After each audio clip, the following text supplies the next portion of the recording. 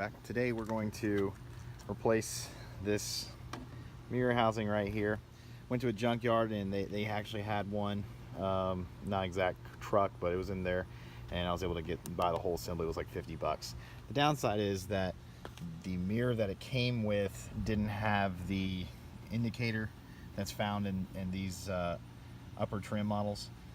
And as I was removing the old mirror, it broke anyway, and it was full of gross brown fluid and whatnot. So I'm going to disassemble this and going to swap out the back plate onto the new housing and reinstall. What you want to first do is get you spline drive, or torque, and you got one right here, here, here. This one's a little different. I might have to figure it out off camera. But that basically removes it, and this whole housing will come apart. Actually, this right here, once you remove those screws, this trim piece actually pops off. This is a separate piece, this is a separate piece, and this is a separate piece. Once you get that off, you can start to remove the whole housing. It'll come right off. You don't necessarily have to remove the mount. Well, so far not on this one. I've already disassembled the one from the junkyard. So we'll see what we'll have to do from there. And then from there, when you pull this off, use your nice trim tool and pop it off. It's going to fight you a little bit, but be a little aggressive with it, but not too much where you're going to snap the plastic. It also has sticky tape mounted all on the inside of it, around the borders and the edges of the panel. So it'll try to fight you a little bit as it comes off. So far I've got these torque screws off right here, here. Be advised, this one is of a smaller variety. I'm not quite sure why. It might just hold all this, whatever's inside of this assembly here, because even though this is a 3-piece mirror, these torque screws hold them all together like a sandwich. So we'll see exactly what's going on with that there. See if I can pull it off a little bit. You see how already just the trim piece, and I might have to wrestle this mirror a little bit. The other one that I was messing with kind of did the same thing. It's a little tricky.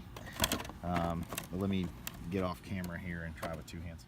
Okay, check this out. This has got much easier. That's something I didn't realize while I was inside. So when you're doing that, to get that off, there's a plastic tab clip inside here, and all you gotta do, push that all the way there, and it reveals itself. So get your little screwdriver, and this piece will come out, and it'll allow you to pull this off too. Okay, I had one screw holding on the cover. I just went ahead and ripped it off anyway, just to get out of my face. Be advised, so you need to remove these 2 torque screws right here. This is the standard torque that goes around here and here. No, wait, I think it's a smaller one.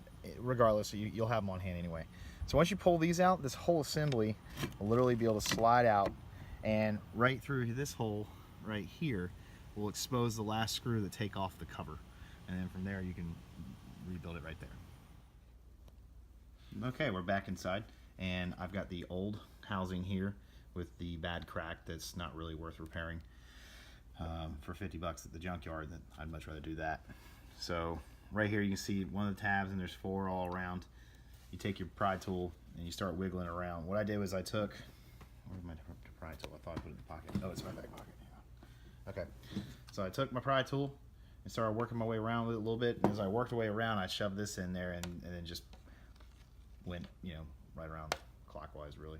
But the adhesive in there, you need to be careful of, because you don't want to pull too hard and somehow crease or crack your panel there. And this is a painted panel, and yeah, they probably could squirt it up pretty cheap, but if I can get this just popped on like nothing, I'd much rather do that.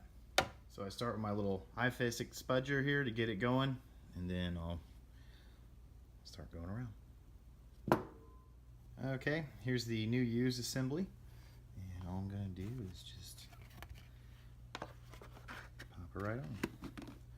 I'll probably end up getting some adhesive or double-sided tape. I can already see how this could come right out. I mean, it's on there, but better safe than sorry. I don't feel like doing this again. And that's all it took, really. And there you go, replacement part. I wonder how much money I saved there. I do know that an entire mirror assembly for one of these trucks is like 350 bucks or something crazy like that. and that's just not something I want to do, considering this is all you had to do. Alright, well that's it. I'm going to reinstall it and call it a day and start hunting down for the appropriate mirror. Okay, and just like that, I was about, I don't know, 10 minutes worth of work to get that all back on. The one thing I didn't do was the screw that is going to be revealed when you pull it up after I'd ripped the housing off. I'm not sure how the hell that gets back in really, but it's fine. It'll stay on. I'm not worried about it. I mean, I got 1, 2, 3. I got 3 big screws that hold this whole assembly on, and it's also clipped in, and then clipped in around the trim here, and then that's your finishing screw really. So I still don't know why that's a different size, but whatever.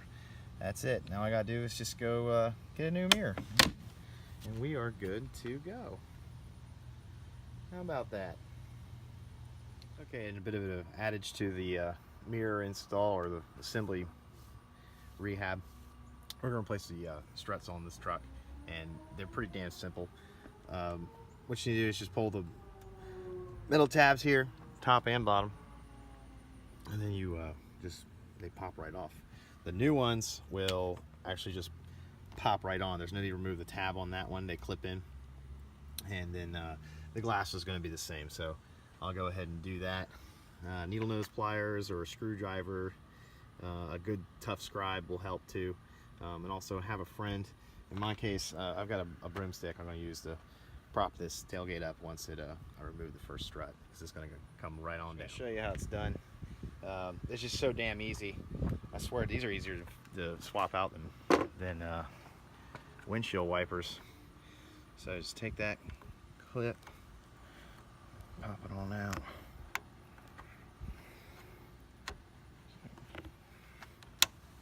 Let's see here. That's good enough. All right, put the other strut in, so I'm not worried about this one coming down.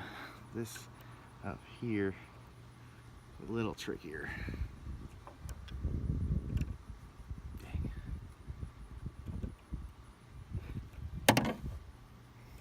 Will it just come out? No, I need 2 hands for this. Okay, so now I'm just gonna pop on, literally. Just leave this alone, don't do anything. And clip it on there. Make sure the clip is actually secure back in there. It'll be good to go. And then right here, just gonna, a little tricky with one hand. Okay, done. Yeah, definitely a little harder to close. How about that? I just hit the button and it opened itself. Alright, so that's how your tailgate should act when you replace the struts on it, or when it's got good struts. When you have to lift it up, it's time to replace them. So definitely it gives a little resistance, but damn it, that is awesome. Just pull it and up it goes. All right, well that's it. Thanks for watching.